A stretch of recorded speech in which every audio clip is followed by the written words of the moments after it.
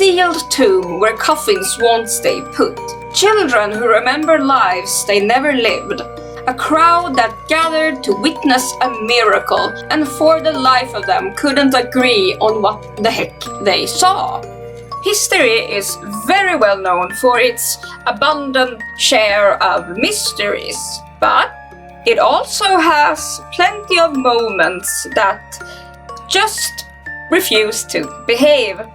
So yeah, let's get into it. Number 1. The moving coffins of Barbados. If you ever, for some odd or good reason, wanted proof that even the demised dearly departed down there sometimes could get bored too, well, let me introduce you to the Chase Vaults. In early 19th century Barbados, a sealed family tomb belonging to the Chase family developed a terrible habit. Every time it was opened for a new burial, the heavy lead coffins inside were found violently displaced. They were stacked, overturned, even wedged against the walls. And this happened repeatedly over several years. The tomb was thoroughly inspected, resealed, and even sand was spread across the floor to detect tampering, but no footprints were found. No flooding conclusively explained that chaos, and eventually the coffins were removed and reburied elsewhere, after which these disturbances stopped. How very considerate of them. Could it simply have been some unknown geological quirks, water pressure from somewhere, or if you want to go the fun route, was this just some really aggressively bored spirits that had strong feelings about interior design? To sum it up, the shuffling coffins of Barbados wants us all to know that eternal rest isn't always as restful as advertised.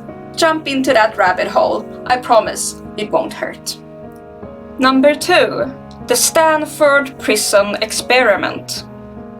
Now we jump from unrestful spirits to something, well, arguably more horrifying. Perfectly ordinary, normal people.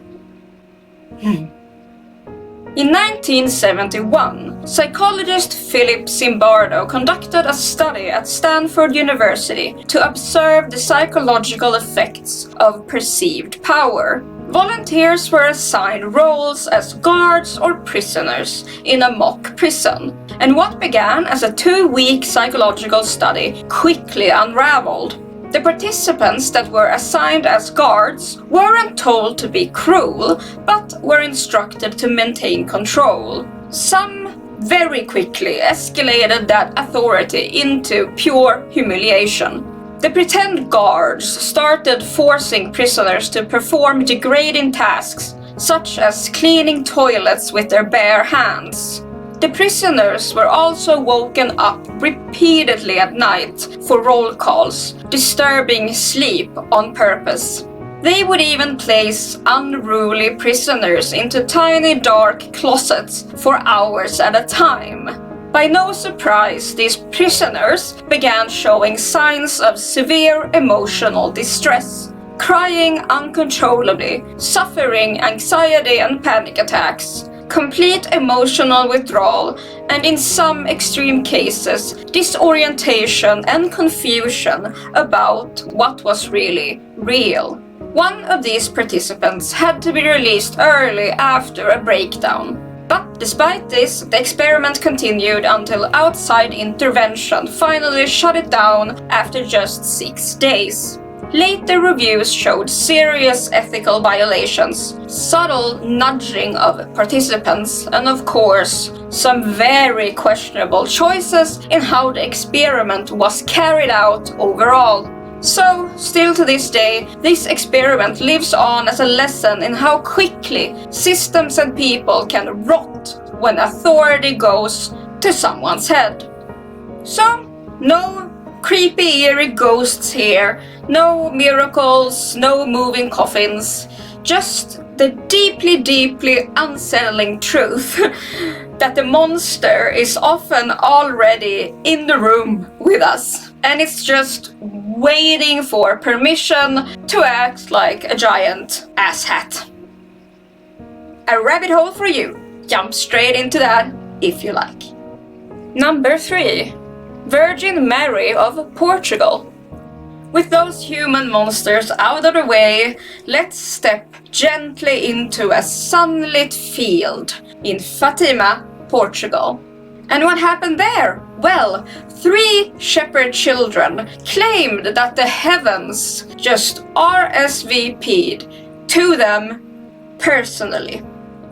In the year of 1917, siblings Jacinta and Francisco Marto and their cousin Lucia dos Santos reported repeated visions of the Virgin Mary. These apparitions delivered messages urging prayer, repentance, and devotion, but also let them know of her return on October 13 the same year. Word quickly spread like wildfire, and then came the fateful day. Huge crowds had gathered, and the so-called miracle of the sun manifested itself, witnessed by tens of thousands who firmly claimed that the sun danced, spun, and plummeted towards Earth before finally returning to its proper celestial duties. But of course, reports of what really went down were wildly inconsistent. Some described the sky blooming with strange colors and shifting shapes, while others just blinked, waited, and saw absolutely nothing. A few of the most devout, however, were so overcome by the moment that they fainted on the spot, apparently struck down by the sheer holiness of it all. The Catholic Church eventually recognized all of that as worthy of belief, while, on the other hand, critics suggested mass hysteria, just some kind of optical effects or the power of expectation in a deeply religious population. Sadly, 2 of these children would check out early from this earthly vestibule at a very young age due to the Spanish influenza. Only Lucia survived, and to no one's surprise, decided to become a nun and lived a very long life before she passed in 2005.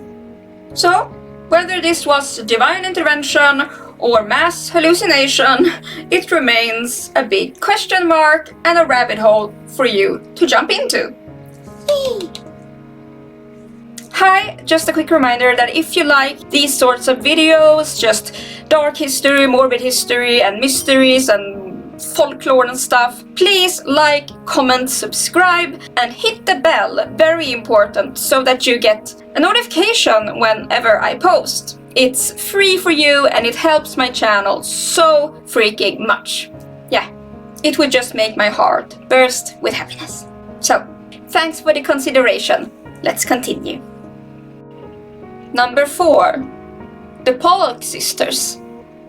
This next tale takes us back to 1957 in England, where the young sisters Joanna and Jacqueline Pollock were struck tragically by a car and promptly sent into the here beyond. So far, so tragic.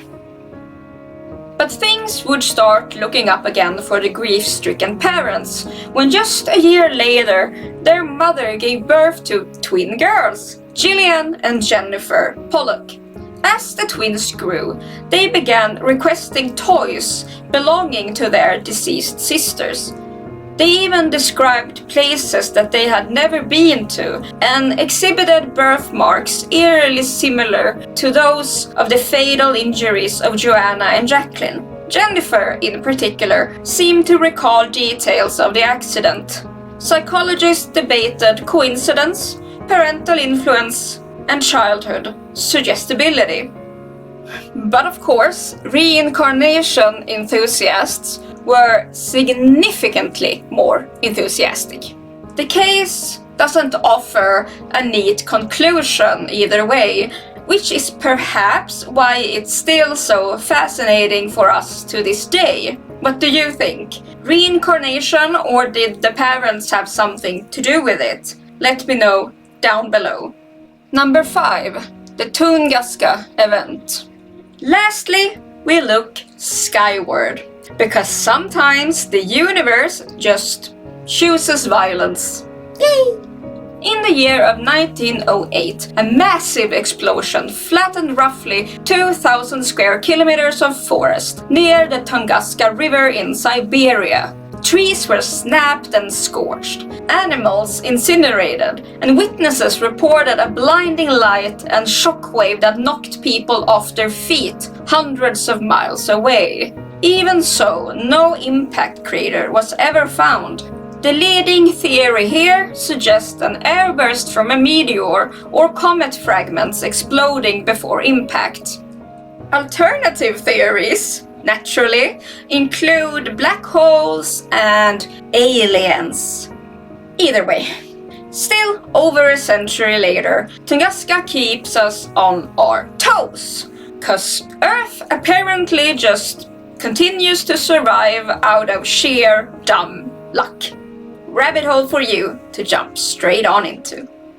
So yeah, hope you enjoyed that little video. Please let me know what you thought down below, and of course subscribe and all that. Giant taking thanks to all my Patreon and my channel members. Without you, I wouldn't be able to keep this channel running, and you are my heroes. Thanks so much. This tiny little isolated hermit is just forever ever grateful and thankful. Giant thanks. And yeah, as always, stay amazing, stay hydrated, but most of all, stay morbid, and I'll see you soon. Bye bye!